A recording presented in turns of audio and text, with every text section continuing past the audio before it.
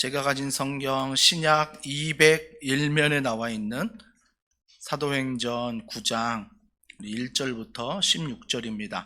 사울이 주의 제자들에 대하여 여전히 위협과 살기가 등등하여 대제사장에 가서 다메섹 여러 회당에 가져갈 공문을 청하니 이는 만일 그 도를 따르는 사람을 만나면 남녀를 막론하고 결박하여 예루살렘으로 잡아오려 함이라. 사울이 길을 가다가 다메섹에 가까이 이르더니 호련히 하늘로부터 빛이 그를 둘러 비추는지라. 땅에 엎드려져 들음에 소리가 있어 이르시되 사울아 사울아 내가 어찌하여 나를 박해하느냐 하시거늘 대답하되 주여 누구시니까? 이르시되 나는 내가 박해하는 예수라. 너는 일어나 시내로 들어가라. 내가 행할 것을 내게 이를 자가 있느니라 하시니 같이 가던 사람들은 소리만 듣고 아무도 보지 못하여 말을 못하고 서 있더라. 사울이 땅에서 일어나 눈은 떴으나 아무것도 보지 못하고 사람의 손에 끌려 다메섹으로 들어가서 사흘 동안 보지 못하고 먹지도 마시지도 아니하니라. 그때에 다메섹에 아나니아라 하는 제자가 있더니 주께서 환상 중에 불러 이르시되 아나니아야 하시거늘 대답하되 주여 내가 여기 있나이다 하니 주께서 이르시되 일어나 집가라 하는 거리로 가서 유다의 집에서 다소 사람 사울이라 하는 사람을 찾으라. 그가 기도하는 중이니라.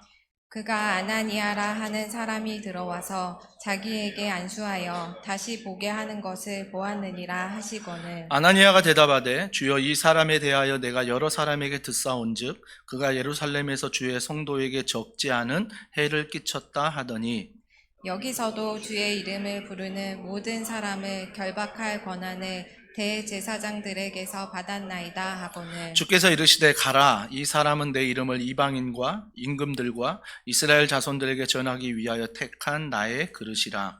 그가 내 이름을 위하여 얼마나 고난을 받아야 할 것을 내가 그에게 보이리라 하시니 아멘. 하나님은 고집불통인 나도 사랑하신다. 하나님은 고집불통인 나도 사랑하신다라는 제목으로 하나님 말씀을 전하도록 하겠습니다. 저도 한 고집을 하는 것들이 몇 가지가 있습니다. 아니 많이 있습니다. 많이 있는데 얼마 전인가요? 이천에 좀 갔다가 식사를 하는데 늘 똑같은 집만 가다 보니까 좀 새로운 데를 가보자. 제가 맛집 검색했으니 새로운 데 가보자 해서 갔는데 가족들이 약간 못 믿는 그런 표정으로 저를 따라왔습니다. 아니나 다를까 제가 맛집 검색한 곳에 이르렀는데 차가 한 대도 없는 거예요, 주차장에. 그래서 다들 불안해가지고 맛집 맞냐 아빠 그랬더니 걱정하지 마라 맛집이다 해가 들어갔는데 스님 한 분 앉아 계시더라고요. 스님 한 분 앉아 계셔서 아이들이 바로 그냥 나가자 해가지고 안 먹고 나와서 또 갔던 집에 가서 먹었던 기억이 있습니다. 때로는 내 고집이 내 확신이 이런 일을 종종 일으킬 때가 있습니다. 명절 가족들과 모이지 않습니까? 가족들과 모일 때도 또 엉뚱하게 내 확신과 내 고집으로 다툴 때가 간혹 가다가 가정마다 있습니다. 어떤 이유로 다투냐면 첫 번째 이유가 있다면 우리가 생각하는 게 너무 내 고집과 내 생각으로 가득 차 있을 때 병원에 가다 보면 많은 질병이 있지만 동맥경화라는 질병이 있지 않습니까? 굉장히 위험한 질병입니다. 경화란 게 무엇입니까? 굳어지는 거거든요. 굳어지면 이제 뇌로 피가 공급이 안 돼서 쓰러지는 굉장히 위험한 병입니다. 우리가 어느 순간 내 생각이 경직될 수 있습니다. 굳어버릴 수 있는 거죠. 그래서 내가 경험한 것, 나의 확신, 나의 고집으로만 자녀들에게 이야기하고 부부간에 이야기하고 또 가족간에 이야기하다 보면 그 경직되는 생각 속에 우리 안에 다툼이 일어나기도 한다라는 것입니다. 근데 그 다툼이 왜 일어나냐면 상대방이 그 경직된 이야기를 들을 때 화가 나는 거예요. 왜 화가 날까요? 아마 섭섭하겠죠. 내가 당신에게 어떻게 했는데. 또 자녀들은 그러겠죠. 내가 엄마 아빠에게 어떻게 했는데. 또 부모 입장은 그러지 않습니까? 내가 너희들을 어떻게 키웠는데 막 이런 마음들이 막 서로 오버랩 되다 보면 그 안에서 분노가 막 일어나는 것입니다. 그래서 가족 명절에 정말 좋은 마음으로 모였는데 내 생각이 경직되어서 내 고집으로만 내 확신으로만 서로 대화할 때 이런 안타까움이 우리 가정마다 간혹 또 있기도 한다라는 것입니다. 오늘 그 확신과 이 고집불통인 한 사람이 등장을 합니다. 그 사람이 사울인데요. 그 사울에 대해서 이렇게 말합니다. 빌립보서 3장 4절과 6절입니다. 다 같이 읽습니다. 시작. 그러나 나도 육체를 신뢰할 만하며 만일 누구든지 다른 이가 육체를 신뢰할 것이 있는 줄로 생각하면 나는 더욱 그러하리니 나는 8일 만에 할례를 받고 이스라엘 족속이요 베냐민 지파요 히브리인 중에 히브리인이요 율법으로는 바리새인이요 열심으로 교회를 박해하고 율법의 의로는 흠이 없는 자라. 뭐 다 종합해 보면 이 말입니다. 나보다 잘난 사람 없다. 내가 제일 잘 나가 이겁니다. 이거예요. 그러니까 사도 바울이 사울로 있을 때 이런 스펙을 그가 가지고 있다라는 것입니다. 이런 스펙을 가지고 있는데 이 스펙을 가진 자가 오늘 1절에 이렇게 시작합니다. 사울이 주의 제자들에 대하여 여전히 위협과 살기가 등등하여 대제사장에게 가서라고 말합니다. 사울이 여전히 살기와 위협이 등등하다. 이 등등하다는 것은 내뿜는 것을 말합니다. 그러니까 위협과 살기를 계속 내뿜고 있는 거죠. 지금 사울이요. 내뿜고 있는데 그 위협과 살기가 뭐냐? 2절에 보니까 이렇게 말합니다. 다메섹 여러 회당에 가져갈 공문을 청한다. 공문 하나를 만들었어요. 근데 공문을 청하는데 이는 만일 그 도를 따르는 사람, 즉 예수를 하나님으로 믿고 따르는 사람들입니다. 예수를 하나님으로 믿고 따르는 사람들을 어떻게 하냐면 만나면 남녀를 막론하고 결박하고 예루살렘으로 잡아오려 함이니라 라고 말하고 있습니다. 잡으러 간다라고 말하지 않습니까? 잡으러 가는데 어디로 갑니까? 예루살렘에서만 잡는 게 아니라 외국에까지 갑니다. 그 외국을 다메섹이라고 말합니다. 예루살렘에서 다메섹까지 거리가 260km라고 합니다. 그때는 뭐 자동차가 없으니까 걸어서 6일 이상 걸리는, 얼마나 열심히 있습니까? 열심히 있습니다. 즉 예수님을 하나님으로 믿는 그들을 잡는 것입니다. 그래서 사도행전 이 앞에 6장 7장에 보면 스데반이 순교를 하게 되고요. 그 순교로 말미암아 예수 믿는 자들이 핍박을 당하지 않습니까? 예수 믿는 자들이 핍박을 당할 때 가장 앞장섰던 사람이 사울입니다. 사울이에요. 왜요? 이만한 스펙을 가지고 자기의 확신이 있거든요. 자기의 고집이 있거든요. 여기서 보면 유대인 중에 유대인이다. 히브리인 중에 히브리인이다. 그리고 그가 헬라 문화에 아주 정통하고 헬라 말도 하는 굉장히 똑똑한 사람이었고요. 가말리엘 문화라는 곳은 엄청난 스펙을 가진 사람들만 받아들인 곳이었습니다. 그곳에서 공부했다는 거죠. 그러니까 그곳에서 뭘 공부했느냐? 공부하면서 그들이 유대인이라고 하면 적어도 구약은 달달달 외웁니다. 모세오경, 창세기부터 신명기까지 이 5권의 책을 다 외워버립니다. 심지어 그 책만 외우는 게 아니라 구약에 있는 책들을 보면서 웬만한 율법들은 다 외워버려야 유대인이 될 수 있습니다. 웬만한 구약의 내용은 사울이 다 외우고 있습니다. 외우고 있어요. 근데 구약 내용 중에 뭐가 있습니까? 메시아가 올 것이다 라는 내용이 있습니다. 근데 메시아가 올 것이라는 내용이 있어서 유대인인 사울도요 메시아를 기다리고 있습니다. 기다리는데 갑자기 많은 사람들이 예수님이 메시아다라고 얘기를 하는 것입니다. 그러니까 사울이요 너무너무 화가 나는 거예요. 왜 그러냐면 구약의 말씀에 보면 십자가 그 나무에 달린 자마다 저주를 받은 자라고 말합니다. 그러면 사울이 지금 메시아를 유대인들이 기다리는데 너희들이 지금 예수가 하나님이고 예수가 메시아라고? 아닌데 구약에 보면 십자가에 달려 죽은 자마다 저주받은 자다. 그래서 예수는 뭐예요? 하나님이 아니라고 말합니다. 저주받은 자라고 사울은 말합니다. 구약에 비추어 보면 맞는 것입니다. 맞는 것이죠. 그가 구약을 달달달 공부했기 때문에 누구보다 예수를 인정하지 않았습니다. 우리는 다른 메시아를 기다려야 된다. 다른 하나님이 오신다. 예수 청년 아니다. 라고 하면서 사울은 예수를 믿는 그들을 잡아다가 감옥에 가두고 고문하고 심지어 죽이기까지 했다라는 것입니다. 그러니까 자기 확신이 있는 거죠. 자기 고집이 있는 거죠. 왜? 유대인으로서 그렇게 배웠습니다. 구약이 그렇게 말한다고 자기가 확신을 가지고 있었습니다. 그 확신을 가지고 이런 일을 저지르는데 먼 나라까지 가서 예수를 믿는 자들을 잡아오겠다라는 것입니다. 얼마나 큰 열심입니까? 얼마나 큰 열정입니까? 대다수 이렇게 좋은 스펙을 가지면 어떤 사람들은 행동이 느립니다. 근데 사울은 그러지 않아요. 이만한 스펙을 가지고 있지만 행동도 엄청 빠릅니다. 일 떨어지면 바로 해요. 바로바로 즉시 그 일을 순종하면서 하고 있다라는 것입니다. 엄청난 스펙과 엄청난 행동과 엄청난 확신과 엄청난 고집을 가지고 있는 게 사울입니다. 우리는 어떻습니까? 사울에서 자유로울 수 없습니다. 제 안에 고집이 있거든요. 제 안에 확신이 있거든요. 여러분들 인생을 살다 보면 그 인생 안에서 확신이 있고 고집이 있지 않습니까? 그 확신과 고집이 나쁜 것입니까? 아니죠. 확신이 있는 것은 내가 그만큼 배우기 때문에, 알기 때문에 확신이 있는 것입니다. 고집도 내가 그게 맞다라고 생각하기 때문에 고집이 있는 것입니다. 고집과 확신을 놓고만 보면 나쁜 것은 아닙니다. 필요합니다, 우리 안에서. 하지만 그 고집과 그 확신이 어디를 향해 가고 있느냐가 중요한 것입니다. 어느 방향으로 가고 있느냐, 이걸 오늘 말씀을 통해서 살펴보고자 합니다. 자, 이런 고집을 가지고 260km나 떨어진 그곳을 사울이 가고 있습니다. 가고 있는데 어떤 일이 벌어지냐면 3절에 보세요. 사울이 길을 가다가 다메섹에 가까이 왔어요.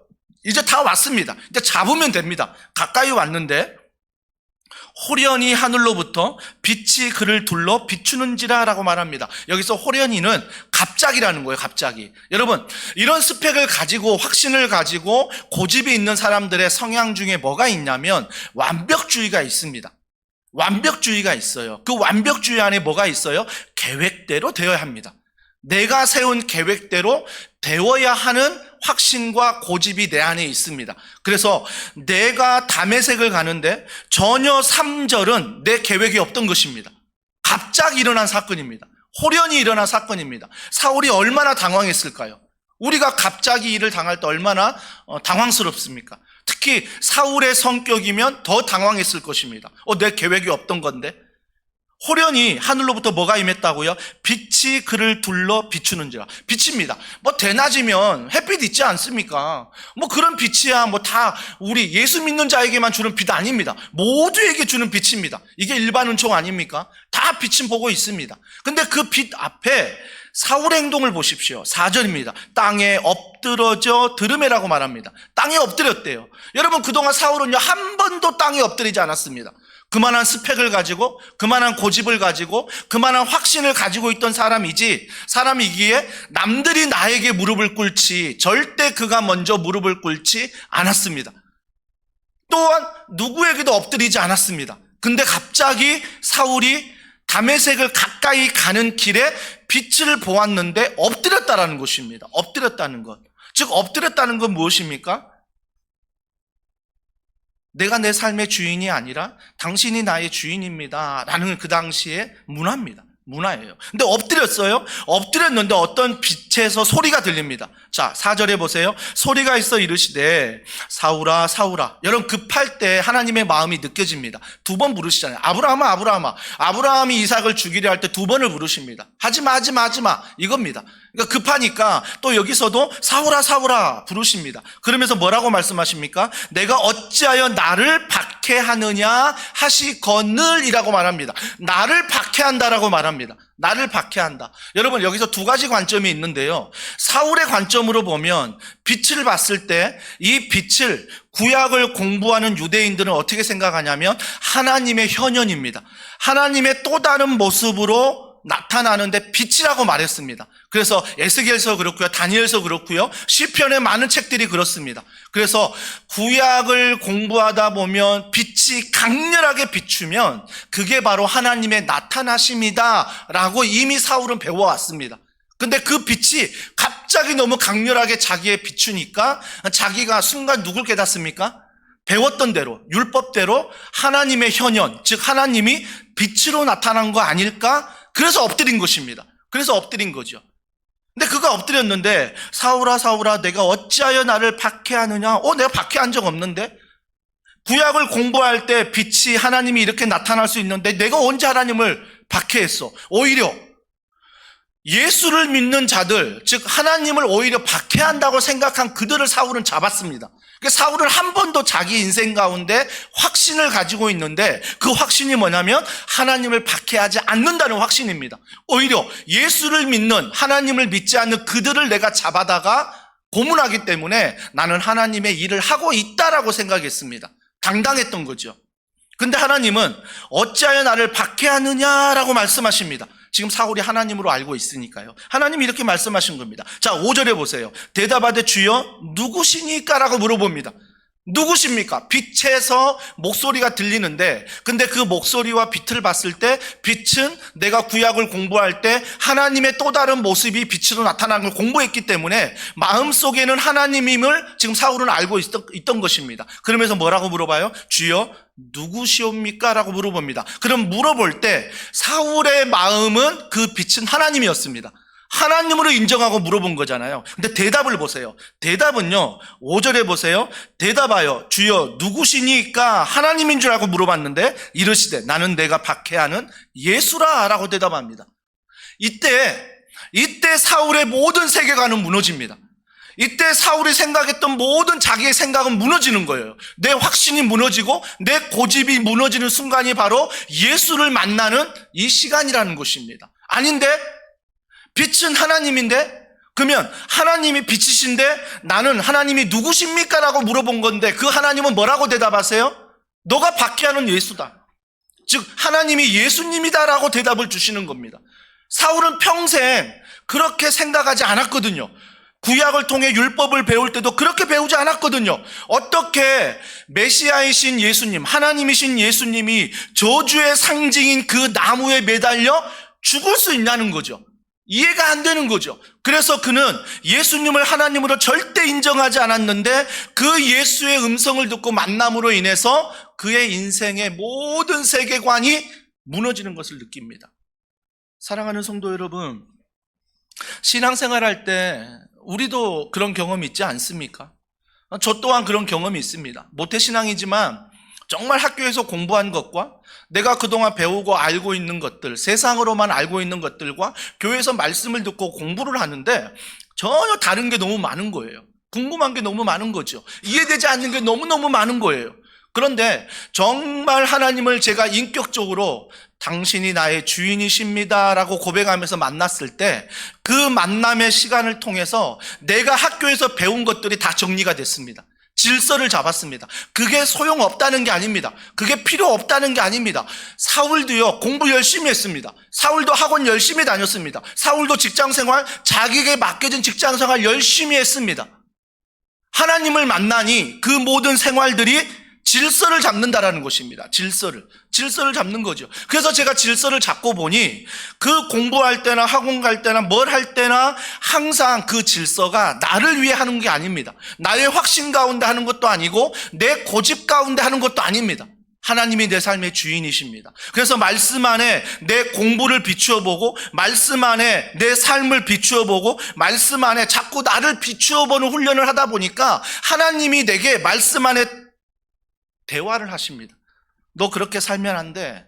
너 그렇게 행동하면 안 돼. 너 그렇게 결정하면 안 돼. 하나님이 수없이 말씀 안에서 저에게 알려주신다는 것입니다. 공부하는 이유도 알려주시고요.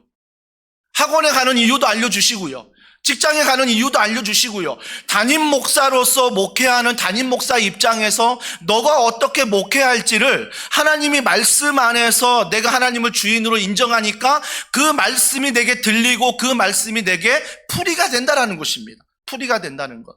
사랑하는 성도 여러분, 그래서 인생에 많은 질문들이 있을 때 하나님 앞에서 우리가 하나님과 만나야 한다는 것입니다. 하나님을 만나야 그 인생의 많은 질문들이 질서를 잡습니다. 내 그전의 세계관과 내 경제관, 내 정치관, 내 모든 문화관이 하나님을 만남으로 인해서 바뀐다라는 것입니다. 변화된다라는 거죠. 저의 경제관도 하나님을 만남으로 인해서 바뀌었습니다. 저도 원래 아버님 따라서 건축업 하려고 그런 마음을 가지고 돈 한번 벌어봐야지 정말 그 생각 많았거든요. 그런데 하나님께서 정말 하나님을 만남으로 말미암아 목사로서 가는 게 응답이 아니라 제가 목사를 안 가더라도 경제관이 바뀌는 것입니다. 아, 이 돈이 나를 위해 쓴 것이 아니라 하나님이 나에게 주시는 거구나. 나는 관리하는 거고 나는 이 관리를 잘할 때 하나님의 은혜 가운데 흘려보내면 되는 것이구나. 나를 사용하시는 그 하나님, 이런 경제관들이 다 바뀌는 것입니다. 집도 마찬가지 아니었습니까? 집도 주님이 이 땅에 오셔서 머리 둘 곳이 없었다고 말씀하십니다. 그래서 제가 정말 집에 대해서 욕심내지 않고 하나님이 때가 되면 집을 주실 것이라는 믿음으로 아내와 함께 믿음 안에서 걸어가지 않았습니까? 물론 그 삶이 전부 행복하진 않았습니다. 너무나 힘들고 너무나 어렵고, 제가 요즘에 초본 뗄 때마다 늘 느끼는 게 17번 이사를 다녔습니다. 그거 볼 때마다 야, 정말 그런 파란만장한 이사를 다녔구나, 그 생각을 하게 됩니다. 정말 이런 것들을 볼 때 하나님을 만남으로 해석되지 않으면 내 경제관이, 내 인생관이 전혀 변화되지 않았을 것 같아요. 내 확신으로 살았을 것 같아요. 내 고집으로 살았을 것 같아요. 그래서 이게 맞다라고 주장하고 너는 틀렸다라고 말하면서 살았을 것 같아요. 그래서 날마다 성도들을 평가하고 비판하고, 그 성도들에게 좀 잘 열심히 좀 해라, 항상 야단치고, 이런 목사가 됐을 것 같아요. 근데 하나님이 정말 저를 불쌍히 여기셔서 하나님께서 하나님을 만남으로 한 방에 이 모든 인생관, 세계관이 변화되는 축복을 저에게 주셨다라는 것입니다. 여러분, 사울을 보십시오. 사울이 정말 어떻게 누구에게도 엎드리지 않는 사울이에요. 누가 이 사울 변화시키겠느냐고요. 직장에서도 가정에서도 정말 누가 이 사울을 변화시켜요.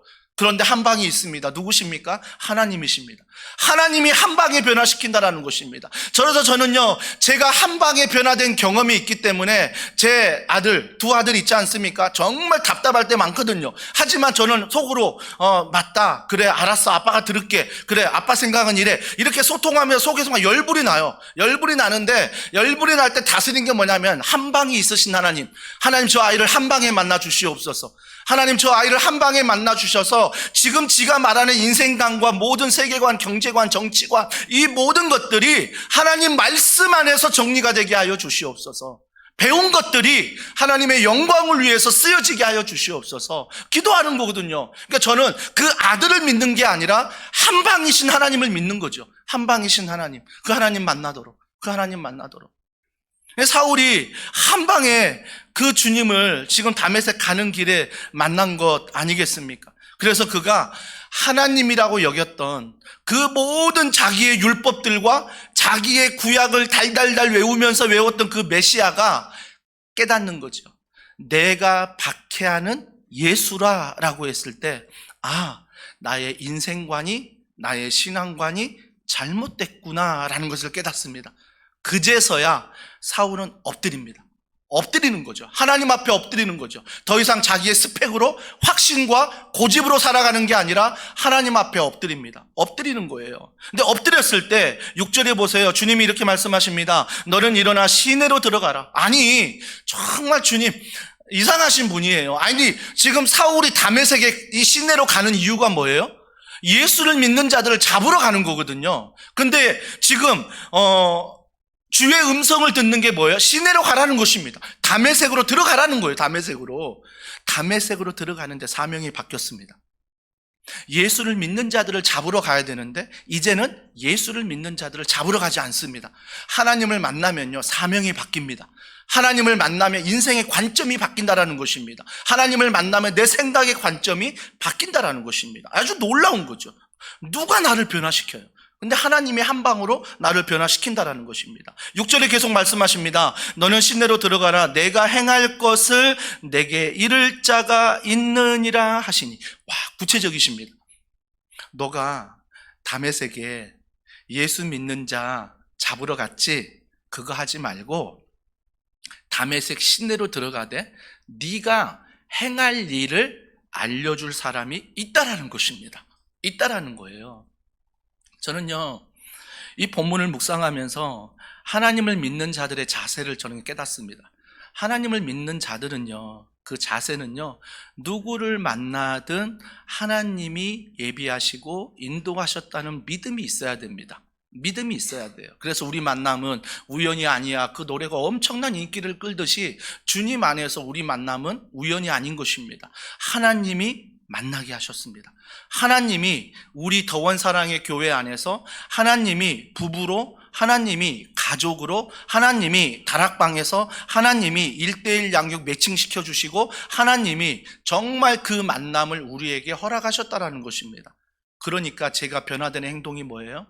저보다 스펙이 낮은 사람들, 저보다 확신이 없는 사람들, 저보다 고집이 없는 사람 다 무시했었거든요. 평가했었거든요. 하나님이 보내셨다, 하나님이 만나게 하셨다는 그런 인생관이 바뀌니까 존중하게 됩니다. 그 사람을 존중하게 되고요. 그 사람 말에 경청하게 되고요. 그러면서 분별력이 생깁니다. 이 사람은 하나님이 나를 만나게 하셨지만 이 사람의 사명은 여기까지고 나의 사명은 여기까지구나. 그러면서 그런 분별력이 하나님 안에서 생긴다라는 것입니다. 하나님이 주신다라는 것입니다. 그래서 사랑하는 성도 여러분, 오늘날 사탄은요, 가정을 깨려고 합니다. 가정을 깨려고 하는 거죠. 그래서 부부가 서로가 고집과 확신으로 싸우게 만들고요. 자녀와 함께 부모의 확신, 자녀의 확신으로 고집으로 싸우게 만듭니다. 그래서 어떻게 돼요? 사탄은요, 철저히 가정을 깹니다. 가정을 깨요. 왜요? 태초에 하나님이 천지를 창조하신 다음에 아담과 하와를 만드셔서 제일 먼저 시작하신 것이 가정이었습니다. 이걸 깨는 게 사탄의 작업입니다. 작업인 거죠. 구 파트너라는 드라마를 보십니까? 우리 교회가 너무나 영적이라 그런 드라마는 잘 안 보는 줄 압니다. 시청률이 15.6%입니다. 엄청난 시청률을 가지고 있습니다. 제가 그 드라마 본방은 잘 챙겨보진 못하는데 제 방으로 참 많이 봅니다. 그러면서 제가 부부에 이런 일도 있을 수 있겠구나. 가정마다 이런 일이 있을 수 있겠구나. 우리는 이혼이 무조건 나쁘다 하지만 이런 이유로, 정말 우리가 생각하지 못한 이유로 사탄이 가정을 깨고 있구나. 이것들을 보게 됩니다. 나 혼자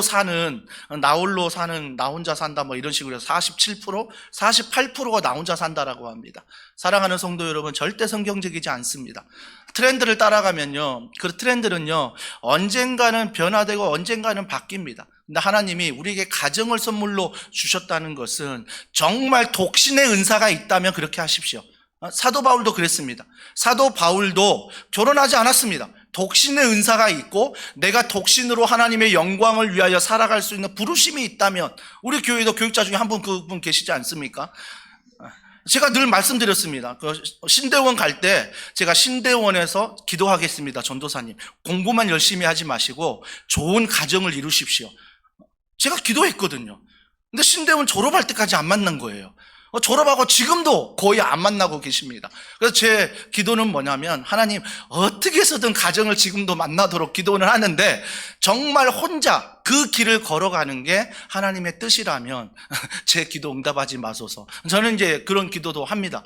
사랑하는 성도 여러분, 저는요, 그럼에도 불구하고 하나님이 우리에게 생육하라 말씀하셨기 때문에 가정을 이루어 자녀를 낳고 살아가는 것, 이것이 바로 주님이 주신 우리의 첫 번째 사명이라는 것입니다. 저는 감사한 게 뭐냐면, 일부 때도 예배 끝나고 성도들과 인사할 때 한 가정을 만나면서 반갑게 인사를 나누었습니다. 출산한 지 이제 몇 주 된 가정이거든요. 그래서 아빠가 나왔어요, 아이를 데리고.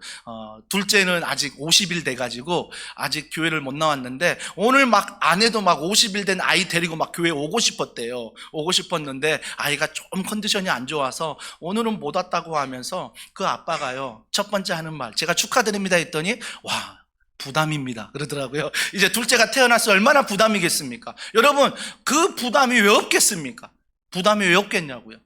부담이 있습니다. 하지만 그 부담 안에서 우리가 하나님을 만날 때 그 둘째가 부담이 아니라 하나님의 축복으로 열릴 수 있다라는 것입니다.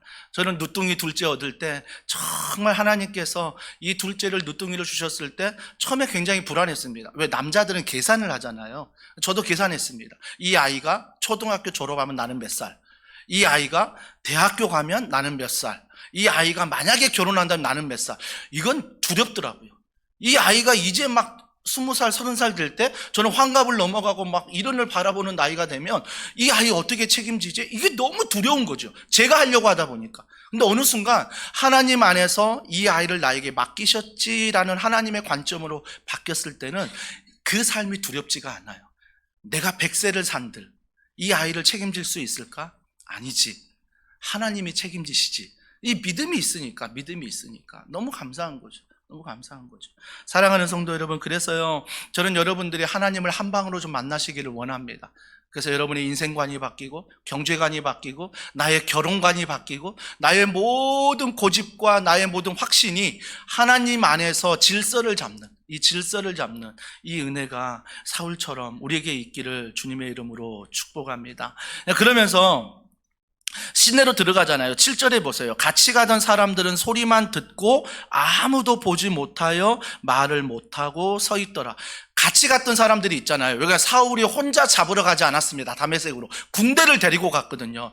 군대를 데리고 다 똑같이 소리를 들었습니다. 근데 그 소리, 사울아 어찌하여 너가 나를 핍박하느냐? 너가 핍박하는 예수다. 이 소리는 단 한 사람, 사울만 들었습니다. 다른 군대 사람들은 뭐라고 말해요? 잘 보세요. 7절. 같이 가던 사람들은 소리만 들었대요. 웅웅웅웅웅. 무슨 말인지를 모르는 거예요. 소리만 들었다는 것입니다. 소리만. 우리가 그럴 때 있잖아요. 예를 들어 볼까요? 오늘 주일 말씀을 듣는데 어떤 사람은 이 말씀이 들리는 사람이 있습니다. 하나님의 말씀으로 듣습니다. 근데 어떤 사람은 그냥 인간 김현철 목사의 말로 듣습니다. 그러면 후자로 들으시면요, 이 말씀은 다 지나갑니다. 그냥 소리예요. 김현철 목사 꽥꽥대네. 웅웅웅웅 이 소리로 끝나는 거죠. 근데 어떤 사람은 하나님의 말씀으로 들었을 때 그 말씀은 분명하게 나에게 들린다라는 것입니다. 사랑하는 성도 여러분, 그래서 우리는요 하나님의 말씀을 예배할 때, 기도할 때, 찬양할 때 들으셔야 돼요. 찬양 인도자가 찬양할 때 하나님이 나에게 뭐라고 말씀하시는지, 대표 기도자가 기도할 때 아멘 아멘 아멘 하면서 그 기도가 하나님을 통해 나에게 뭐라고 말씀하시는지, 말씀을 통해 뭐라고 말씀하시고 내가 뒤에 순서 가운데 찬양과 기도 가운데 하나님이 나에게 뭐라고 말씀하시는지를 들으셔야 돼요. 웅웅웅웅웅 어떤 예배 드렸다, 어떤 소리 들었다로 만족하면 안 된다라는 것입니다. 안 된다라는 거죠. 말씀이 들려야 된다라는 거죠. 내 마음판에. 그래서 그 말씀을 붙잡고 내가 추석 연휴를 보내고 또 한 주간을 보내야 된다라는 것입니다. 나의 확신과 나의 고집이 뭔지, 사울이 이랬지, 내가 하나님 안에 이런 결단을 할 수 있는 이런 말씀이 내게 들려야 된다라는 거죠. 그러면서 7절에 계속됩니다. 그들은 그냥 서 있었어요. 8절에 보세요. 사울이 땅에서 일어나 눈은 떴으나 아무것도 보지 못하고 사람의 손에 끌려 다메섹으로 들어가서. 사울의 계획은 뭐였죠? 자기가 다메섹에 들어가는 것이었습니다. 자기가 들어가는 것이었고 자기가 예수님을 다 잡는 게 자기 계획이었습니다. 근데 하나님의 계획은 뭡니까? 끌려 들어갑니다. 끌려 들어가요. 앞을 보지 못해서 사람들에게 끌려 들어가고 있는 사울입니다. 끌려 들어가는 사울. 이게 하나님의 계획이라는 것입니다. 앞을 보지 못하고 있어요. 한 번도 이런 일이 없었습니다. 자기의 스펙을 자랑하고 자기의 고집과 자기의 확신을 가지고 살아갈 때는 앞에 보이는 것들, 앞에 안 보이는 게 하나도 없었습니다. 근데 드디어 하나님을 만나니 앞에 안 보이는 것입니다. 앞에 안 보이는 걸 경험하는 거죠. 그 다음에 이렇게 말합니다. 9절이에요. 사흘 동안 보지 못하고 먹지도 마시지도 아니하니라. 경험해 보셨잖아요. 먹는 것, 마시는 것, 여기서 솔직히 어려운 사람 어디 있습니까? 우리가 다 평소에 먹지 않습니까? 마시지 않습니까? 이건 너무 쉬운 일입니다. 그러나 내가 정말 아플 때, 내가 정말 몸이 힘들 때 먹는 게 얼마나 힘듭니까? 마시는 것조차도 힘들 때가 너무 많습니다. 정말 어려운 일을 내가 닥치면 먹고 마시는 게 너무 힘든 거예요. 목에 넘어가지 않습니다. 머리로는 먹어라 먹어라 먹어라 말하는데 이 상황이 너무 힘들면 먹기조차도 힘듭니다. 그런 상황들 우리가 경험해 보지 않았습니까? 지금 사울이 사흘 동안, 3일 동안 먹지도 못하고 보지도 못하고 마시지도 못한 상태를 보내고 있다는 것입니다. 평생 경험해 보지 못한 순간이었습니다. 10절입니다. 그때라고 말합니다. 다메섹에 아나니아라는 제자가 있더니 주께서 환상 중에 불러 이르시되 아나니아 하시거늘 대답하되 주여 내가 여기 있나이다 하니. 사울에게 다메섹 시내로 들어가라, 한 사람이 너를 인도할 것이다 라고 말했지 않습니까? 근데 하나님은 동시에 어떤 일을 하고 계세요? 그 한 사람 아나니아를 준비하고 있습니다. 하나님은 동시다발적으로 일하고 계신다라는 것입니다. 아나니아를 준비하는데 아나니아에게 뭐라고 말했어요? 환상 중에 불렀다는 것입니다. 그 환상 중에 불렀다는 건 뭐예요? 아나니아도 기도하고 있었다라는 것입니다. 아나니아도 말씀을 보고 있었다라는 것입니다. 아나니아도 하나님을 믿고 있었다라는 것입니다. 그래서 환상 중에 말했습니다. 환상 중에. 여러분, 우리가 환상 중에 말했다고 해서 막 꿈을 꾸고 뭔가를 보고 이것만 생각하는데, 우리가 말씀을 펼 때요, 오늘 사도행전 9장을 읽을 때 내가 하나님이 내 삶의 주인이시다, 하나님이 오늘도 나에게 말씀하신다 믿음이 있잖아요. 그러면요, 이 말씀이 내게 들려요. 내게 들린다고요. 들리는 말씀이 내 삶을 해석해요. 내 삶을 해석해요. 내 기도 제목을 해석합니다. 이게 환상인 거죠. 환상인 거죠. 그래서 그 환상을 아나니아가 봤던 거예요. 주여, 내가 여기 있나이다 라고 아나니아가 대답합니다. 11절에 보세요. 주께서 이르시되 일어나 직가라는 거리로 가서 유다의 집에서 다소 사람 사울이라는 사람을 찾으라. 그가 기도하는 중이니라. 사울이 뭐 하고 있다고요? 기도하는 중이니라. 어떤 상태인데요? 먹지도 보지도 못하는 상태에서 처음 경험하는 그 어려운 고난 앞에서 사울은 기도하고 있습니다. 어떤 기도했겠냐고요? 상상해 보자고요.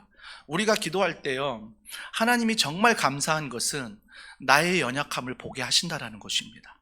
너의 고집을 보게 하시고요, 엉뚱한 확신을 보게 하십니다. 현철아, 네 고집이야. 현철아, 이건 엉뚱한 확신이야. 하나님이요, 한 번이 아니라 몇 번 내가 설득이 안 돼서 기도해도 하나님이 내게 말씀하십니다. 말씀하세요. 그래서 제가 이렇게 적습니다. 제가 노트가 많이 있는데요, 적는 게 많아요.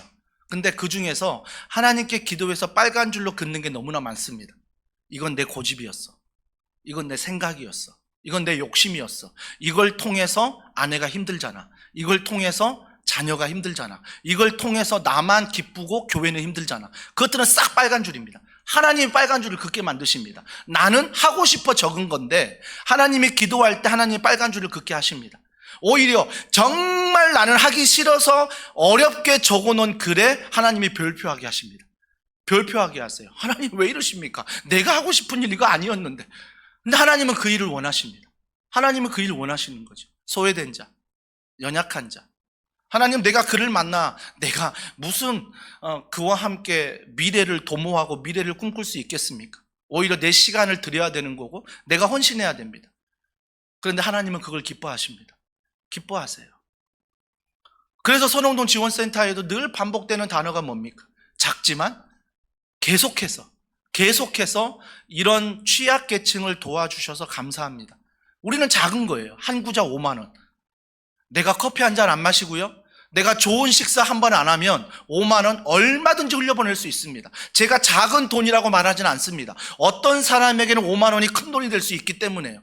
저도 그걸 경험했기 때문에 5만 원이 이렇게 큰 돈이었구나, 저도 알기 때문에 5만 원이 작은 돈이라고 말하지는 않습니다. 하지만 그 큰 돈을 정말 하나님의 은혜를 받은 내가 돌아봐서 나에게도 그런 은혜를 베푸신 하나님인데 너무나 감사해서 이 은혜를 함께 베풀 때 취약계층인 그분들을 통해서 하나님의 은혜를 한 시간만이라도, 아니 그걸 받는 단 1분이라도 그들이 따뜻한 마음을 느낄 수만 있다면, 아, 교회가 바로 이런 일을 하는 거지. 아, 하나님을 만난, 한 방에 만난 내가 이런 일을 하는 거지. 이게 감사 아니겠습니까? 감사 아니겠습니까? 그러면서 아나니아에게 사울을 만나라, 찾으라 라고 말합니다. 사울도 기도하고 있었어요. 사랑하는 성도 여러분, 기도하는 사람들은 알 수 있어요. 통할 수 있습니다. 이게 기도의 비밀인 것 같아요. 기도의 비밀.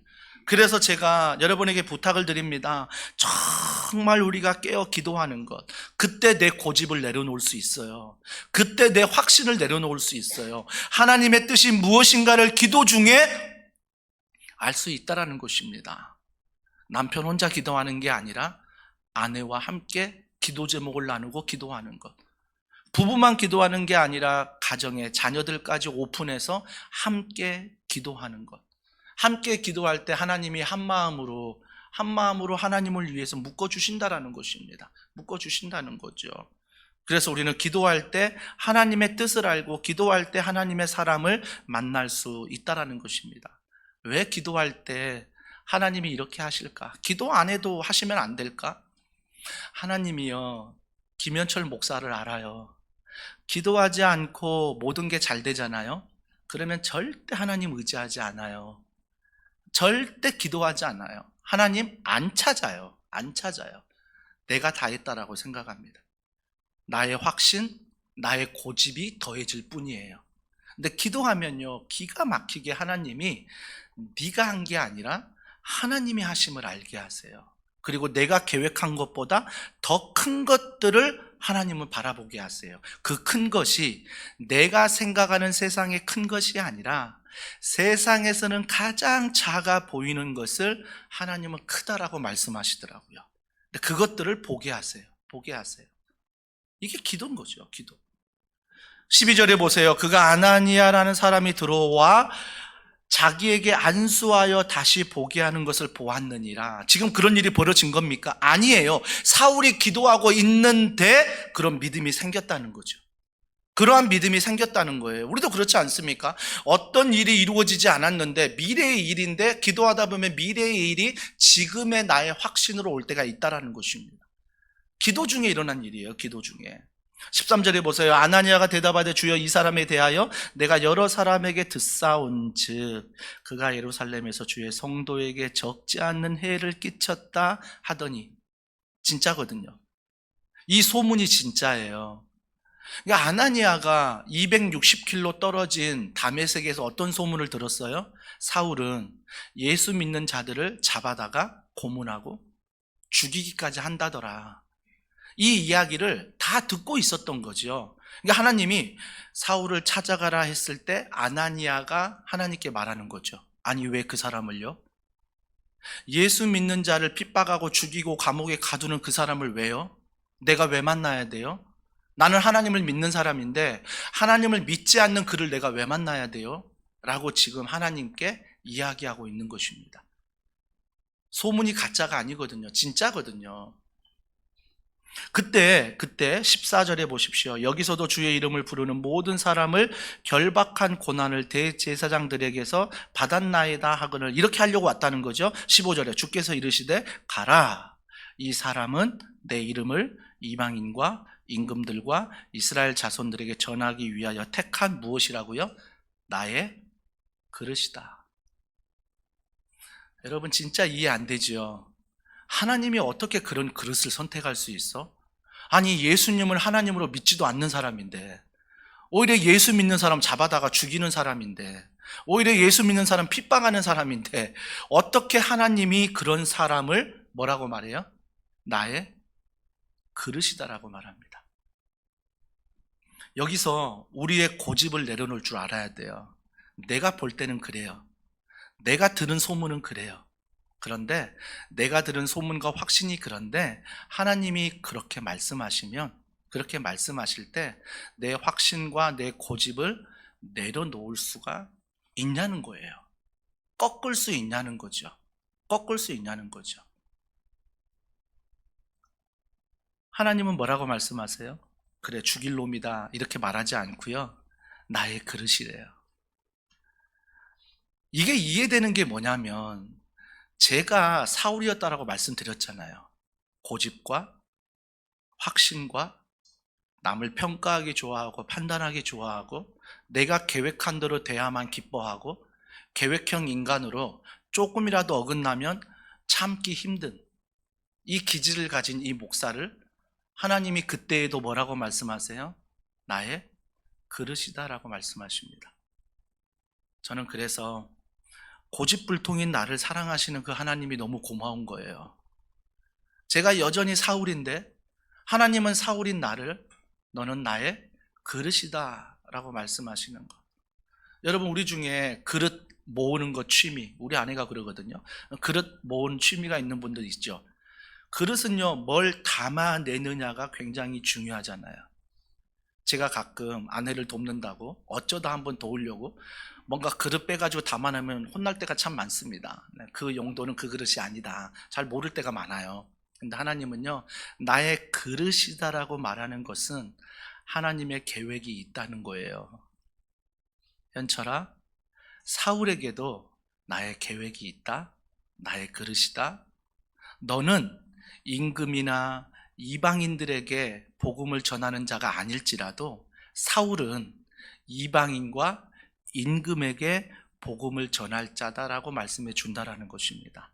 저는 깨달았어요.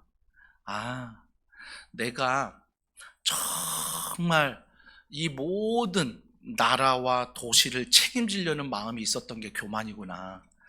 하나님이 나의 그릇에 맡겨주신 것을 찾아서 그 사명을 감당하는 게 중요해요.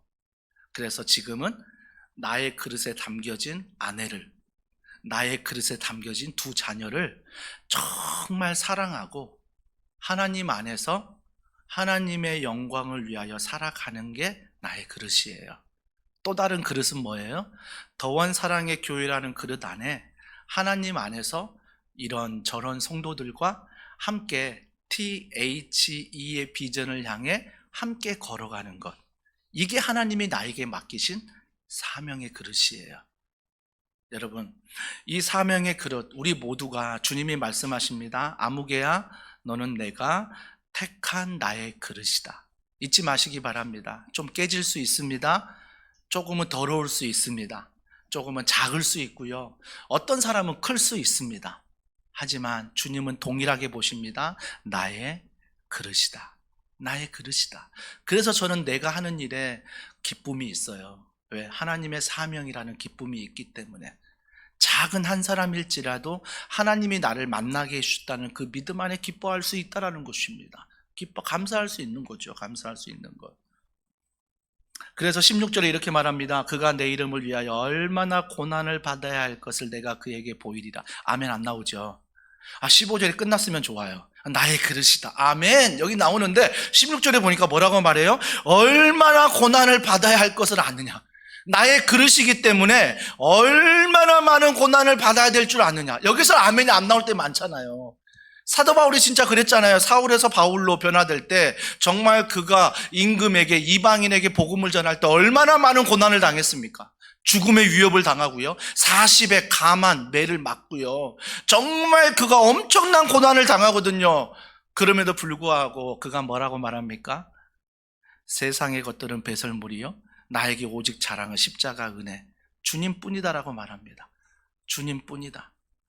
여러분, 제가 세상의 것을 배설물이라고 말하고 해서 필요 없다라고 말하는 게 아니죠. 필요하지만 하나님 안에서 그것들은 우선순위가 아니라는 거죠. 질서를 잡는 거죠. 질서를. 하나님이 내 삶의 기쁨입니다. 그 기쁨 안에서 걸어가는 거죠. 걸어가는 것. 이게 바로 사울이 바울 되는 사건이에요. 옛사람이 새 사람을 입는 사건이죠. 사랑하는 성도 여러분, 더 이상 우리가 이 말씀을 들을 때, 야, 우리 안에 1부 때 말씀 잘 들었나? 그런 생각 안 하기를 바랍니다. 1부 때 내가 이 말씀을 들었으면 2부 때 우리 남편 오는데 우리 남편 이 말씀 잘 들어야 되는데, 아니요, 남편에게, 아내에게 주는 말씀이 아니라 나에게 주는 말씀입니다. 그래서 자꾸 말씀을요 다른 사람에게 적용하려고 하지 마시고요. 아들아, 오늘 사도행전 9장 말씀 잘 들었지? 이게 아니라 그 말씀이 나에게 들려야 돼요. 나의 고집 가운데, 나의 확신 가운데 이 말씀이 들려야 되는 것입니다. 그럴 때 사울이었던 내가, 택한 그릇이었구나. 그래서 하나님 앞에 바울처럼 쓰임받을 수 있다라는 것입니다. 이번 추석 명절, 또 이번 한 주간 이런 은혜가 우리 모든 성도들 가운데 있기를 주님의 이름으로 축복합니다. 우리 이 시간 이 말씀을 기억하면서 이 찬양 우리 함께 올려드리면 좋겠어요. 찬송가인데요, 내가 예수 믿고서라는 찬송가입니다. 내가 예수 믿고서 나의 모든 것 변했다라는 고백입니다. 우리 이 찬양 박수 치면서 우리 함께 찬양하겠습니다.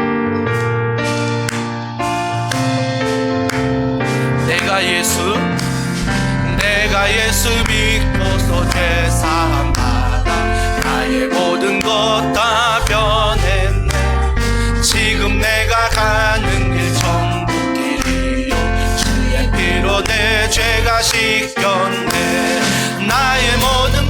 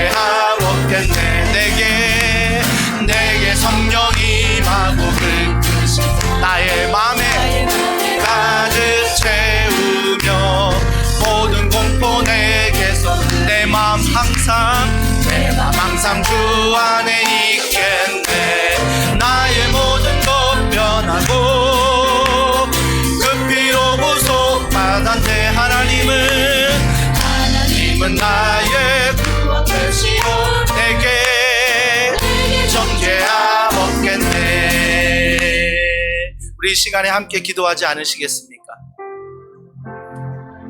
내 확신과 내 고집이 나쁜 거 아닙니다. 하지만 내 확신과 고집의 열매를 보면요, 다 힘들게 해요. 나도 힘들게 하고, 가족도 힘들게 하고, 교회도 힘들게 하고요, 직장도 힘들게 해요. 우리가 하나님 복음 안에서 유연함의 힘을 갖게 하여 주시옵소서. 그래서 정말 십자가 은혜로 말미암아, 기도함으로 말미암아 하나님의 마음이 내게 부어지게 하여 주시옵소서.